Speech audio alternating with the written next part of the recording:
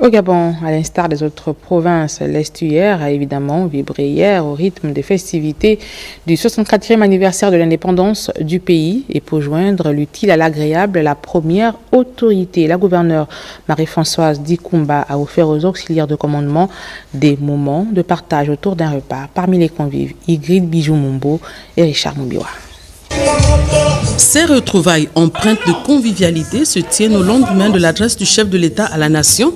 Elles ont donné l'occasion aux premiers citoyens de la province de l'Estuaire de revenir sur quelques temps forts de ce discours en faveur de ses administrés. C'est un anniversaire, c'est une fête. Et comme il est de coutume, à l'occasion de chaque fête, notamment celle-ci, sur les hautes instructions du ministre de l'Intérieur et du président de la transition, président de la République, chef de l'État, qu'il fallait qu'on se retrouve avec mes collaborateurs, avec les auxiliaires de commandement pour marquer justement cette réjouissance. Mais c'était surtout aussi l'occasion pour moi de rappeler aux uns et aux autres de nous réapproprier le message du président de la République qui a été clair. Le président de la République nous appelle à l'unité. Parce qu'aucun pays, aucune nation ne peut se développer sans unité.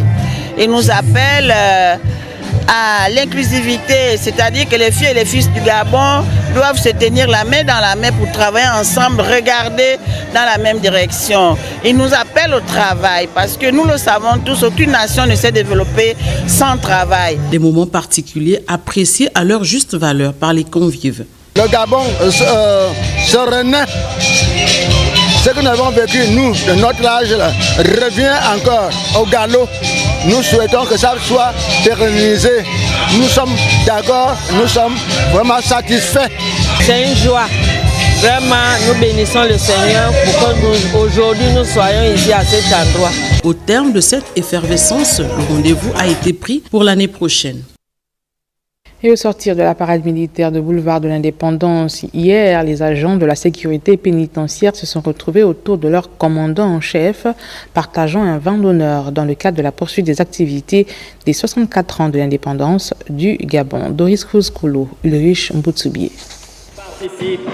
Après leur passage devant la tribune officielle, lors du défilé militaire et paramilitaire, ces agents de la sécurité pénitentiaire ont révélé au grand jour les différentes missions qui leur sont assignées au quotidien. Nous occupons effectivement des personnes en difficulté avec la loi, donc les détenus. Nous avons également la sécurité des milieux carcéraux. Dans les prisons, il y a des troubles à l'ordre public. Nous avons eu des unités qui sont formées pour pouvoir intervenir. Nous avons le transfert des détenus. Ce corps paramilitaire comporte 10 compagnies et 1048 agents étaient engagés pour le défilé à Libreville. Je suis juste venu vous transmettre les félicitations du président de la République. Vous avez fait une bonne prestation. Par contre, il faudrait qu'on mette rapidement les garde-fous avant qu'il y ait des grabuges. Autant que vous êtes, je sais que vous regardez les réseaux sociaux. Et vous êtes fréquent là-dedans et je vous ai demandé d'en sortir chaque fois que besoin se fait sentir. Il y a suffisamment de provocations entre forces. Je vous demande à vous de ne pas vous mêler de ça. La sécurité pénitentiaire est représentée dans les 9 provinces que compte le pays.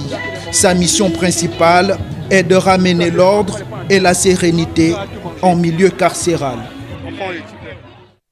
Vin d'honneur également pour les personnels retraités et anciens combattants des forces de défense et de sécurité nationale, ceux dans le cadre des manifestations du 17 août. On en parle avec Nathalie Oké et Mohamed Linzonzo Dina.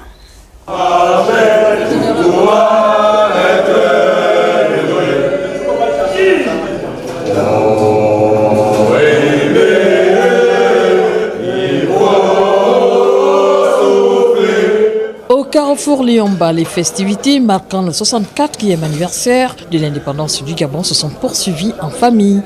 Ici, pas de sono, ces anciens officiers et sous-officiers ont rehaussé leur soirée à leur manière.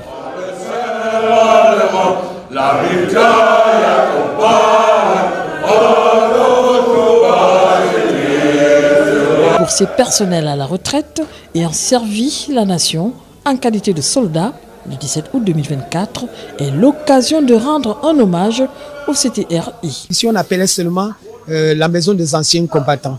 Mais il a ajouté aussi les retraités militaires. Ça signifie que parmi ces retraités militaires, il y a d'autres qui ont fait des opérations extérieures. Aujourd'hui, c'est la dignité de ces combattants qui a été restaurée. Les militaires retraités, les anciens combattants peuvent fêter avec beaucoup d'émotion, beaucoup de joie, car c'est enfin leur essor vers la félicité.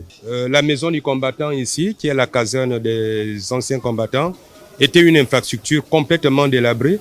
Elle a été refaite sous cette impulsion du général de brigade Brice Clotaire Oligui, président de la transition, chef d'État, chef suprême des forces de défense et de sécurité, à qui nous rendons d'ailleurs un vibrant hommage. Désormais, ils ont un espace, un lieu commun pour le suivi de leurs dossiers et les formalités administratives, avec une direction générale qui a pour mission la défense de leurs intérêts.